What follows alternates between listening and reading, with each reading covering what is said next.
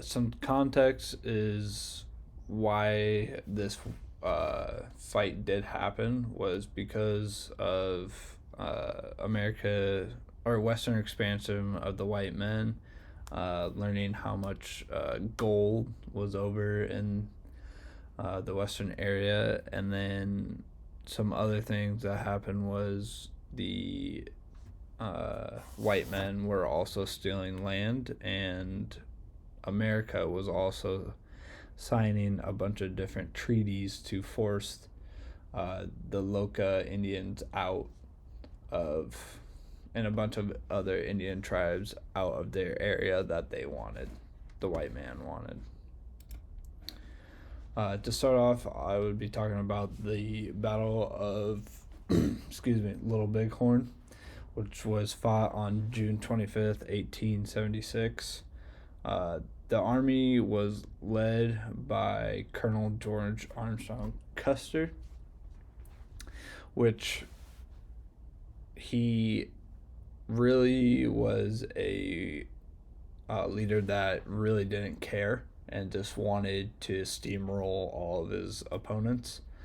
Like I said before, a bunch of tensions were growing because of the discovery of gold on the Native American land, um, which would end up bad for the tribes, especially the Lakota. Sorry. Uh, they didn't listen to America when they said to get out of their area. They didn't care, and they were going to fight on their land because they did not want to get bossed around. Custer's army at first was outmatched, and they really had no ability to have the same amount of people as the Native Americans. Um, he sent in 600 men after not listening to his colonel, which would end up in his death. His family was also killed. Custer's family was also killed in the battle, including his two brothers, his brother-in-law, and his nephew, according to History.com.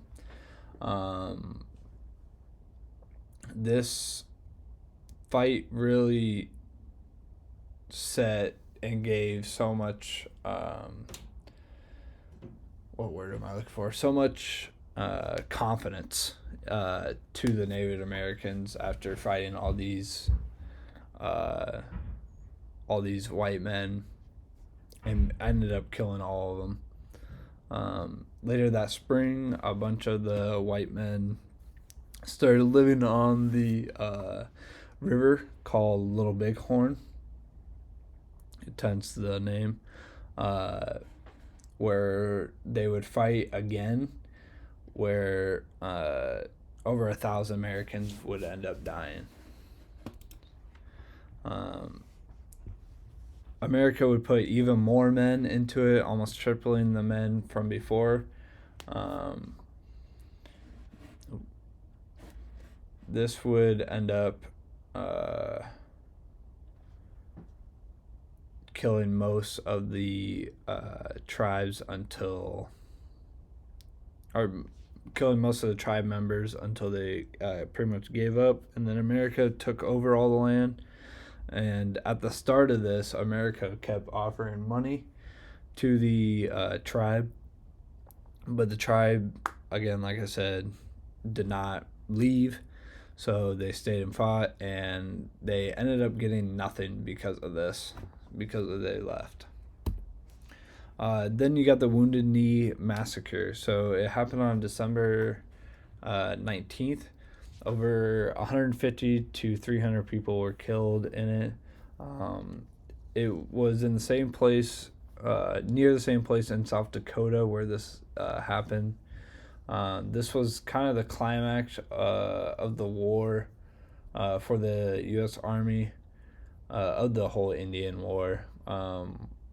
This happened less than 15 years prior of the Battle of Little Bighorn. where Custer led his 7th Cavalry, uh, that's the cavalry that all died. Um, and then you have Black Coyote, who was a tribe of this new tribe. He was a deaf guy that was holding a gun that accidentally went off, which would tense the situation and escalated in the violence as the same 7th Cavalry opened fire and killed 100 to 300 people. All these people are helpless due to the large number of them surrendering all their guns. Within a few seconds, most of them were shot and killed, including Bigfoot. Bigfoot was the leader of the tribes, and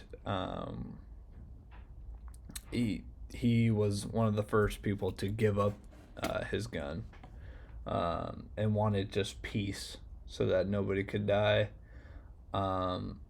Even the tribe members that went even farther away, that went across the river, would still end up getting caught and killed by the army due to them. Yeah, right here. And all right, thank you for listening.